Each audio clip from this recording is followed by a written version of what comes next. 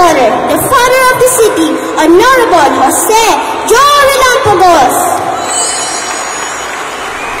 Makalingaw nga mga aktibidades ang giandam sa lokal nga panggamhanan pinaagi sa City Social Welfare and Development Office subay sa selebrasyon sa National Children's Month 2024 nga gipahitabo sa Panabo City Gymnasium nga anaay tema Break the Prevalence and the Violence, Protecting Children, Creating a Safe Philippines. Adunay gipahigayon nga vocal solo contest nga anaay duha ka kategorya para sa elementary o secondary nga mga estudyante. Nagpahitabo usab og modern folk dance competition. Dungan usab sa selebrasyon ang pagpadayag ni City Mayor Jose E. Relampagos sa mga kahimuan, programa o proyekto alang sa tuig 2023 para sa kaayuhan sa tanang kabataan sa syudad atol sa iyahang 2024 State of the Children's Address. Dugang pa, highlight sa maong kalihukan ang mga pondo nga gigahin og mga lakan sa lokal nga panggamhanan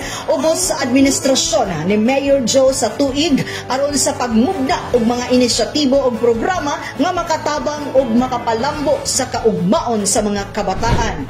Napagpalipod sa atong mga kabataan batok sa pang-abuso.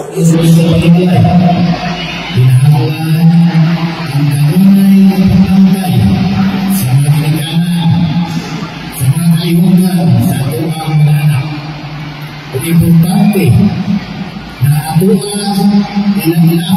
Yahang giauhag ang tanang katawhan nga himuong responsibilidad ang pagprotekta o pagpalambo sa mga kabataan aron mamahimo sila nga produktibo nga mga lumulupyo sa komunidad. Ang Republic Act 10661 o ang ginatawag nga National Children's Month Act nagmando nga ang bulan sa Nobyembre matag tuig sa ulugon isip National Children's Month aron hinumdumon ang pagpirma sa Pilipinas sa United Nations Convention on the Rights of the Children kaniadtong Nobyembre 20, 1989. Kauban sa kamera si Richard Digtas, Aljon Castilla ug Michelle Hintiles, kini si Dali Amag nga gikan sa City Information Office Broadcast Services alang sa Frontline News Panabo.